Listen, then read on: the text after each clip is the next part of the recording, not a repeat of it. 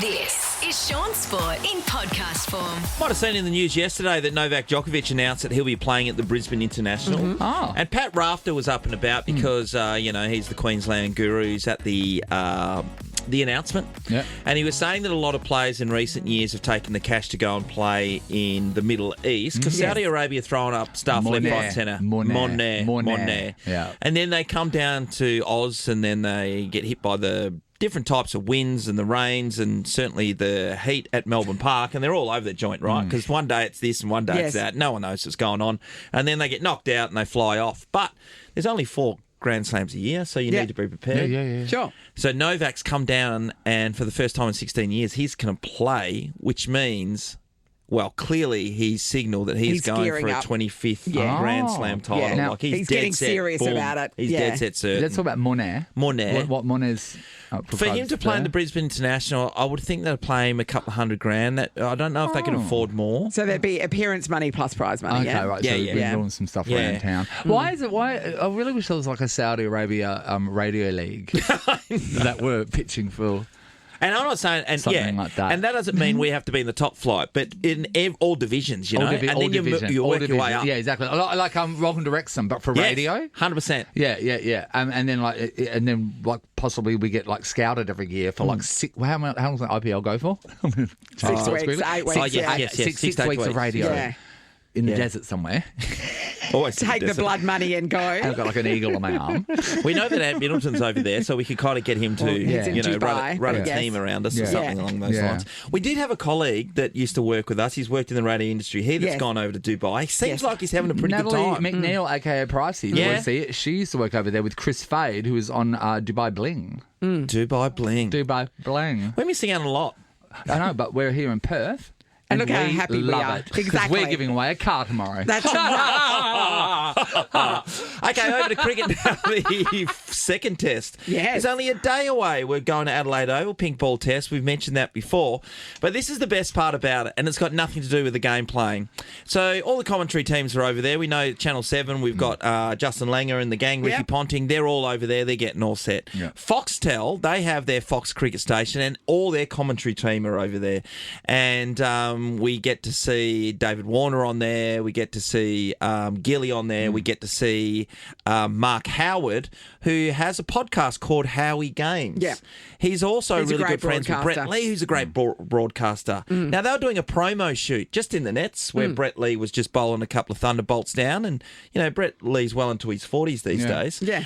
And Howie's behind the wickets, just with the gloves on, just taking the ball in. Yeah. Just for show, right? Brett Lee bowls an absolute ripper down. It hits the top of off stump, as he said.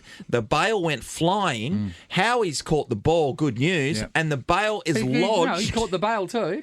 in the middle of his head, Nath. Yeah. Impaled in the head. They reckon that blood was just pissing out because it does. Oh, you bleed a lot Anything up from there. Yeah. Shaun, I connected with this story this morning. I saw it and I was speaking to Amy, our producer, because this sort of happened to me. It's not on cricket though. My brother had just passed, right? Yep. And I'm at my mate Michael's house and all of my friends are around there and none of us, we were in high school, no one knew how to deal with death. Yeah, of course. So everyone's, so it's a very solemn moment. And I just remember, we're all just sitting around there, and Michael's kitchen was just all, the old school brown bricks. Yeah. So everything was Yeah, just yeah, somber, yeah, of course. Yeah. somber. And then Michael's brother was sitting there, and he's just going, mate, this is just. And when you get a pen, and you just you're sort of like flicking it back and forth with your hand. Yeah. You know what I mean? Just fidgeting with it, yeah. Because everyone was nervous, no one knew what to do. So he's just sitting there, he's going, oh mate, this is just so bad. It's just so bad, And he was trying to console me and say stuff that would make me feel better. And the next minute, the pen flicked out of his hand. It stabbed me in the middle of the forehead. It sort of sat there for a second. And then it went. Drop. And then it dropped, and then just blood started pissing out of my head. And I've never seen anyone so remorseful because my brother just died and he just stabbed me in the head. I mean, imagine if he killed you too. Like, that would just be... We were laughing, saying, imagine if Mug is laughing, like, what if that went in my eye? And, and the day after I lose my eye. Yeah. From you. Those things that happen, Shaun, they the don't blood. stop bleeding. Natalie They don't saw stop me nearly bleeding. bleed to death. Yeah. Yeah. Yeah, we're in a We're in a meeting. meeting. Yeah, in the boardroom here, and you know when you just It was with a charity. We're doing an event for a charity, and so we had to meet with the charity. It should have been the charity should have been for Haemophiliacs Anonymous. The way Nathan just looked out at his hands. My body went, what's clotting? So I've got this little thing there, and I've just like scratched it. And then next minute, Natalie's looked down as well. Like, blood's starting to pour, and I put my hand over top, trying to hide the blood that wants to spurt out of my body.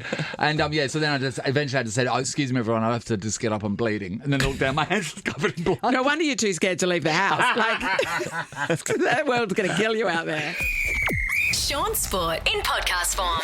On the basketball, so Bryce obviously was on fire last week, set the new record. Yep. There's an article I was reading about Mean Green, who used to play around the track. So he holds the record. Yes, he holds the record, Natalie. He shot 71 points in a game. 48 minutes were the game back then. And now they're 40. Well, he was playing, I think, I don't know if he was playing for Adelaide or Canberra at the time. I think it was Adelaide. So he was saying, Nath, before that, it wasn't just that he had a night out. He'd actually, the week before that, shot 60. Yeah. And the week before that, hit 59. And people were saying he had a hot hand. And he said, no, I had a hot month. I averaged 55. Oh, really? Yep. 55 points per game in that period. So that month, and then afterwards everything fell apart, or what? No, I think he was able to. He was up there for a long time. Yeah. That's what he was shooting every single week. Wow, for a month. A month. That's a good month. That's unbelievable. Yeah, but then afterwards, you've done that for a month, and everyone expects it afterwards. So then. Well, he was a star in the NBL for quite some time. So, was he able to live up to that? Did you have a month? Did you have a month where you were kicking goals? And you went, this is happening. Yeah. And you feel it? So long ago. It's like whenever it touched your foot, it would go into the goals. Yeah.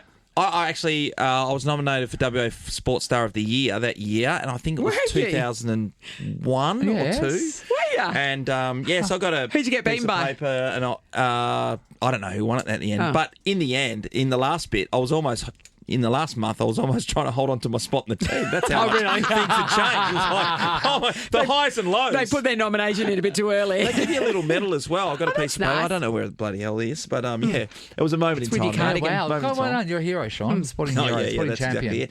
And of course, the second test gets underway tomorrow, should I say, in Adelaide, the pink ball test. People are saying at the moment, they're all saying that Mitch Marsh is likely to bowl. It's been reported in the news services. I just can't see them wasting them time with rolling him out at this point in time. I mean, they've got 4 very good bowlers. Yeah, Do you know what I mean? some other guys will be able to pitch in. Martis throws his arm over. Yeah. I mean, he got slapped all over the park the other week. But, there's moments and times, and you don't want to risk someone. Are you better at batting or bowling? Or fielding? Or just being watching? generally amazing. I'm an amazing wicket keeper because I do a lot of talking.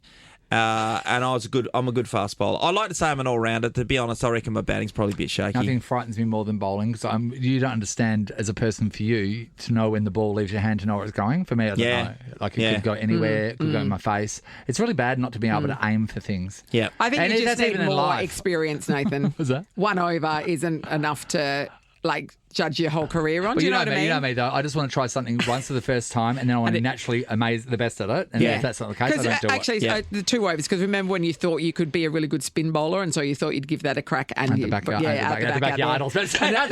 in the car park, and then you went, I can rule out. No, I'm not good at that. So back in my day when I was playing, you got to try things though. Back in my day in the footy thing, everybody played cricket in the off season.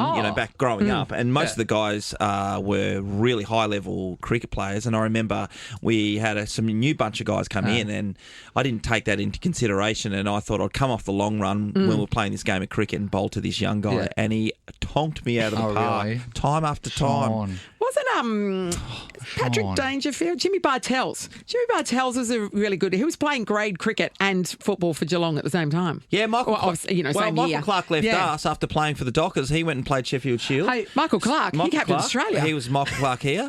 His dad was Wayne Clark, and also Scott Thornton, who used to play with me, the Ghost we called him. He got the opportunity, went and played grade cricket, and then he got invited down to the nets to bowl for Australia. Yeah. Not play in their team or just bowl in the nets, because that was a big thing to go to the next level. So Jimmy Bartel, they let him off a pre-season match, I think, because he had a cricket final to play. Football players, do you all like playing golf before you play football, or during the football process do you get sucked into the world of golf? Because you all seem to play golf. Yeah, it's a really good point. So what is that? When does that happen? Free time, isn't it? Is that part of it? What is it? Was it golf before or golf during? For me, it was golf towards the end of schooling, and it felt like that as a teenager you needed to know how to play golf. Then you start getting invited to charity events when you're playing for your team, so you have to start playing. And you've got hand-eye coordination, so that Sadder. helps. Yeah, so Andy Brayshaw, Caleb Sarong, all these guys, they're at Raw Free. Okay, Because they've got a lot of time. Same question. Horse racing. Yes. It's golf and horse racing. From all the AFL footballers that we've met over the years, that seems to be the common thread that combines them. Is it the same? Are they punters beforehand, or do they become punters when they're around their team who are punting? Yeah, I think it's a product of your environment at the time. Good on all punting. cases. So a bit of peer group pressure. Oh, that's always good. Then exposure. Well, it's just exposure, really. Yeah. It's just exposure. Shaun Sport is a Nova podcast. For more great comedy shows like this, head to novapodcast.com.au.